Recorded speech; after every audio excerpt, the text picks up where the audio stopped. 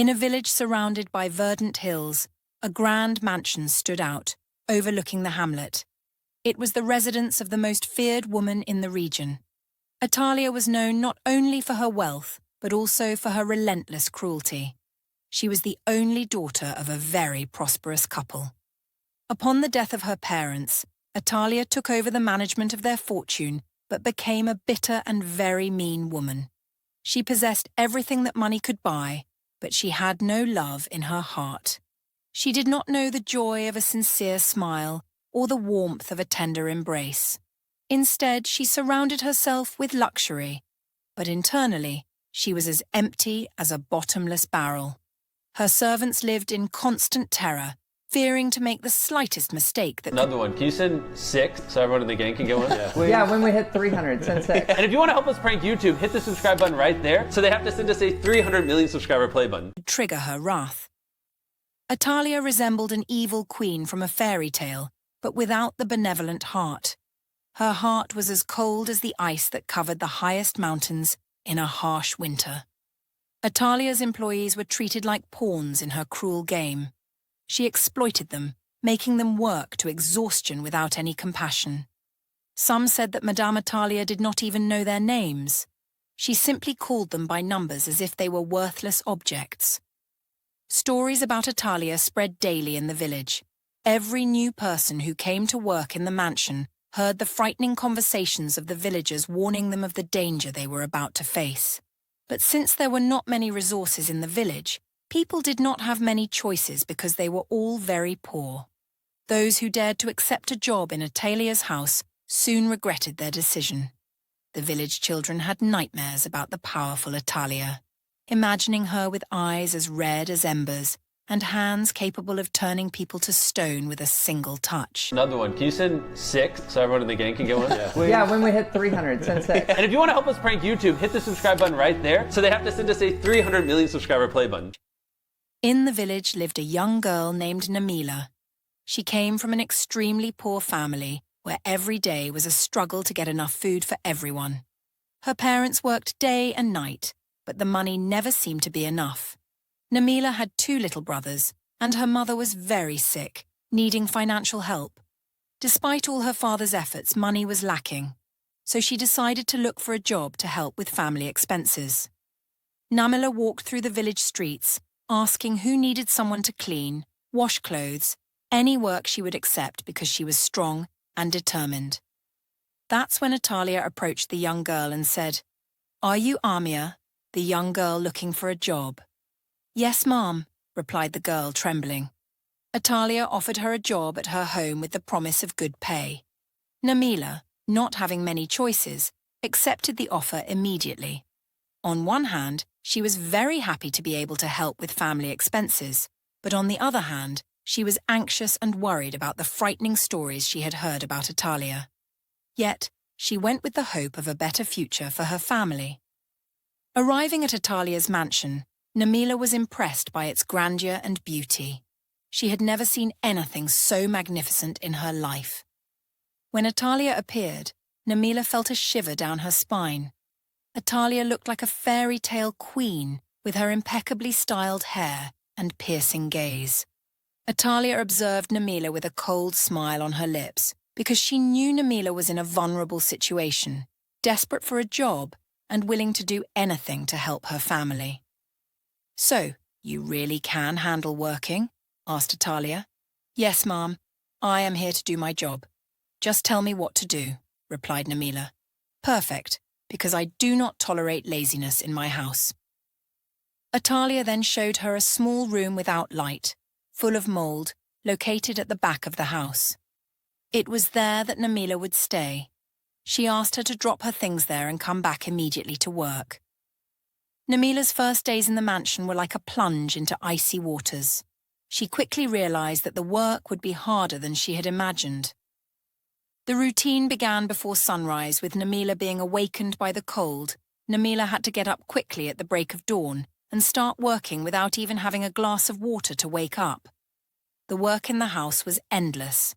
Namila was responsible for cleaning the rooms, washing the laundry, preparing meals, and tending the garden all at the same time. She ran from one end to the other, trying to finish all the tasks on time, but it never seemed enough. Each day, Namila felt the weight of the work on her shoulders. She worked late into the night with calloused hands and aching feet, but she never complained because she knew her family depended on her work and was determined to do whatever it took to help them. The lack of rest and scarce food soon began to take a toll on the young girl. Namila felt weak and dizzy all the time, but she couldn't stop. The wicked Atalia knew how to exploit her weaknesses and never missed an opportunity to push her even harder. After a few days of intense work without any rest, Namila made a small mistake by knocking over a glass vase while cleaning the living room. The sound of breaking glass echoed throughout the mansion, announcing her fault. Namila felt her heart sink as she saw Atalia approaching with a look of disdain on her face. "Here you are, Namila, once again showing your incompetence," Atalia said in a frightening tone. "You know what happens to those who make mistakes in this house." Namila swallowed hard, keeping her head down in front of her mistress, her eyes sad and tired, waiting for what would come next. She knew there would be no forgiveness for her mistake, not in Atalia's house. "Please, madam, I promise I will clean everything up. Just give me another chance," Namila pleaded, her eyes full of tears. But Atalia was not interested in excuses. She simply made a gesture with her hand, ordering Namila to start cleaning immediately. Namila spent hours crouched on the floor, picking up every piece of glass with trembling hands. When she finally finished, her hands were cut and bleeding, and her legs ached from kneeling for so long. Atalia watched Atalia stood imposingly without showing the slightest reaction. Namila looked up, hoping to find a sign of mercy on her mistress's face, but all she saw was indifference. "Now that you are finished, you can start cleaning the rest of the house, and do not dare to make another mistake, for a worse punishment awaits," said Atalia. Namila stayed there on the ground, feeling like nothing in the face of Atalia's tyranny. She knew she couldn't continue like this forever, but for now, there was no other alternative. Nothing she could do but keep working. That day, the young girl went to bed very late after finishing the floors of the house. The next morning, Namila woke up early with her stomach growling. She got up slowly from the bed, feeling the weight of exhaustion in every muscle of her body. She headed to the kitchen, where the bitter smell of burnt coffee lingered in the air. Upon entering the kitchen, Namila found a disheartening scene. Atalia was sitting at the table, her imposing figure standing out in the dim morning light with a cold and distant expression, as if she were in another world. "Ah, you have finally decided to wake up," Atalia said with a tone of contempt in her voice. "I was beginning to think I would have to prepare my own breakfast." Namila lowered her eyes, feeling herself shrink under Atalia's piercing gaze, for she knew she could do nothing but obey, even if it meant facing more days of deprivation and humiliation. While Namila started preparing breakfast, she heard the soft sounds of the piano coming from the living room. It was as if Atalia was playing a melody of sadness and loneliness, music that penetrated the depths of her empty soul. As Namila prepared the coffee, a wave of despair washed over her. The young girl wondered if she would ever escape this situation, if she would ever find the freedom she so desired. But then a small spark of hope ignited within her when she thought of her family, of her love for them, and of the promise she had made to help them. Escaping poverty. This gave her courage and was like an injection of energy into her difficult life. One hot summer day, as Namila struggled to complete her endless tasks in the house, she made another mistake.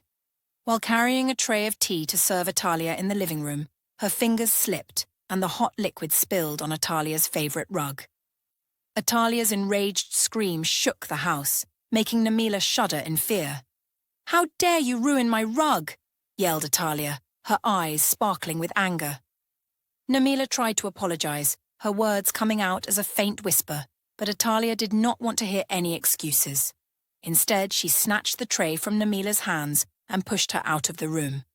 "You will learn your lesson the hard way," Atalia said with a malicious smile on her lips.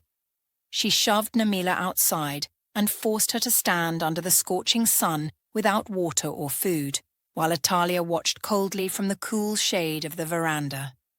The heat was suffocating, and Namila felt her body weaken with every passing second. She closed her eyes and let her mind wander to a place where the sun did not burn. A cool and beautiful place. Hours passed before Atalia finally allowed Namila back into the house. Her face was red and sunburned, and her legs trembled with weakness. Despite everything, she forced herself to continue working in the house, knowing she had no other choice. As night fell over the mansion, Namila dragged herself to her room, her body aching and exhausted. She lay down on her bed, feeling the weight of another day of suffering on her shoulders. She closed her eyes and let her mind wander to a place where worries disappeared and dreams became reality. In this fantasy world, Namila saw her family gathered around a bountiful table, their faces beaming with happiness and gratitude. She saw her father, shoulders straight and a tired smile, looking at her with pride in his weary eyes. She saw her mother, arms open and eyes full of joyful tears, embracing her in a warm hug. And she saw her brothers, their faces full of admiration and gratitude, promising never to suffer from hunger or cold again. As Namila continued to perform her tasks in Atalia's house, the cunning eyes of the rich and perverse mistress watched her every move with suspicion and paranoia. Atalia had a sharp mind and a cold heart, shaped by wealth and power. She saw her employees as pawns in her game of control and domination. One gloomy morning, while Namila was attending to her duties in the house, Atalia decided to act with her usual cunning. She entered Namila's room and searched through her belongings, looking for something to use against her. It was then that she found the small amount of savings Namila had set aside with so many sacrifices. With a malicious smile on her lips, she hid the money in a secure place, ready to use it as a weapon in her scheme. When she confronted Namila with her discovery, Atalia accused her of theft, an unjust accusation that cast a shadow of suspicion and fear over the young girl. As punishment for this supposed crime, Atalia demanded that Namila continue working without pay, thus extending her grip on her. Namila was now desperate, not knowing what to do in this situation. After so much effort, she found herself without money. "How will I help my family now?" she thought. As her mistress had accused her, she would have to keep working to repay her debt. Otherwise, she would go to prison, as it would be her word against Atalia's, and she would stand no chance. After an endless day of exhausting work, Namila felt her strength abandon her.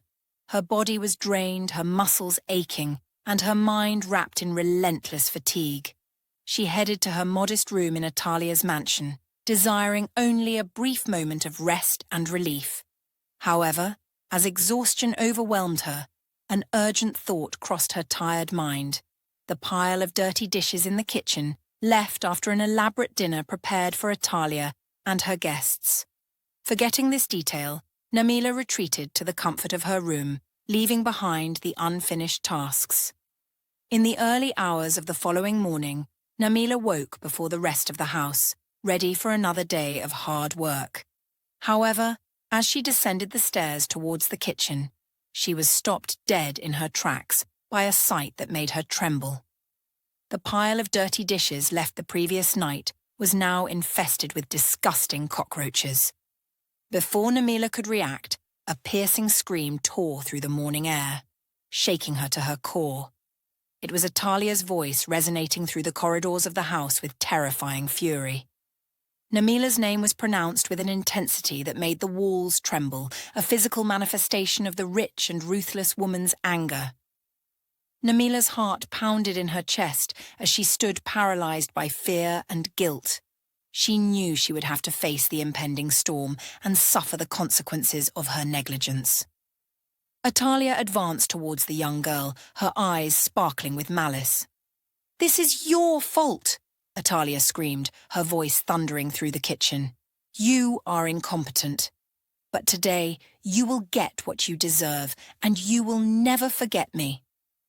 Namila looked at her with eyes full of terror and confusion, tears streaming down her face, knowing what her mistress was capable of. "Please, madam, forgive me. It wasn't intentional. I promise it won't happen again," Namila pleaded, full of fear. "Of course it won't, because I'm going to make you learn once and for all," Atalia replied with a gesture of disdain. She pointed to the repugnant cockroaches writhing on the dirty counter. "Eat them," she ordered, her voice icy. "Eat them all, and maybe I will consider forgiving your negligence." Namila couldn't believe her ears. She felt her stomach churn with disgust at Atalia's repulsive demand. "Go ahead, girl," commanded her mistress. "Or do you want to go straight to prison? Remember, you stole from me." Namila saw no way out. She knew that defying Atalia would mean facing even worse consequences. So, with nausea and a heavy heart, her mind clouded with despair, she obeyed. As she chewed the bitter and disgusting cockroaches, tears ran down her face, mixing with the dirt, courageously escaped from the house that felt more like a prison. After careful planning, she waited until everyone was asleep. In the silence of the night, she packed her belongings with care, swallowed her fear, and each step towards the door felt interminable. Finally, when she reached the front door, she held her breath and turned the knob very carefully so that no one would notice her departure. The cool night air caressed her face as she walked away from the house. As she ran away, the first rays of the sun began to appear, and she was already far on her way home. Meanwhile, back at the house, when Atalia woke up, she was met with a deafening silence. Where was Namila? She looked around, her eyes sparkling with rage, but it was too late. Namila had escaped, leaving Atalia furious and alone, with no one to do her dirty work. But Atalia did not give up easily. She knew where Namila's house was and set out to find her because in her mind, Namila still owed her for what she had done. Atalia, fuming with anger, made her way to the simple village house in search of the girl who had escaped her prison. On her way, she bumped into an old woman by accident. "Can't you watch where you're going, old lady? Get out of my way," Atalia shouted mercilessly. The old woman didn't even lift her face. She apologized and said, "Aren't you the owner of that mansion up on the hill? I've been looking for you." "What do you mean?" Atalia asked. "What do you want from me? I have no time and I'm on my way out." The old woman explained that she was looking for work and that the villagers had pointed her to Atalias Mansion. Atalia, ready to leave, turned around and asked, "But can you really work? I need someone because the girl who was with me has left." "Yes, madam," the old woman replied. "I can endure a lot. You can trust me. I will make your mansion even more beautiful." Atalia forced a fake smile, gave up searching for Namila, and brought the old woman back to her home, offering her a job and a place to sleep. Upon entering the house, Atalia gave a long list of household chores to the old woman. However, that evening, when she was alone in the house, Atalia heard a strange noise in the kitchen and went to see what was happening. Upon arriving in the kitchen, she found another woman. "Who are you? What are you doing in my house? Who let you in without my permission? Speak up immediately," Atalia shouted. It was then that the beggar revealed her true identity. She was not just a simple beggar, but a powerful and vengeful witch. The look of astonishment on Atalia's face was incomparable. The once confident and authoritative woman was now terrified by the situation. Atalia knew she was in great danger. The witch had magical powers and a burning desire for vengeance, and Atalia realized she would have to be very clever to escape this predicament. With a voice like thunder, the witch declared, "How much cruelty you harbor within you. Right here in this kitchen, you have mistreated so many people. Why? I have come today to teach you a lesson, and whether you like it or not, you will learn once and for all that no one is your object." Atalia trembled in fear at the words of the witch standing before her. "Please don't hurt me. I promise to change," she pleaded, the words miraculously escaping her lips. Did you have compassion for your servants here when they begged for mercy? No, you forgave no one. On the contrary, you punished them severely. Now it's your turn. You will suffer too. The witch then cast a spell on Atalia, transforming her into a servant in her own house, making her experience the same cruel punishments she had inflicted on her servants. The witch transformed into a wealthy lady, and Atalia became her servant. Only when Atalia developed a generous and kind heart would she be freed from this punishment. What do you think of Atalia's fate? Leave your comment below.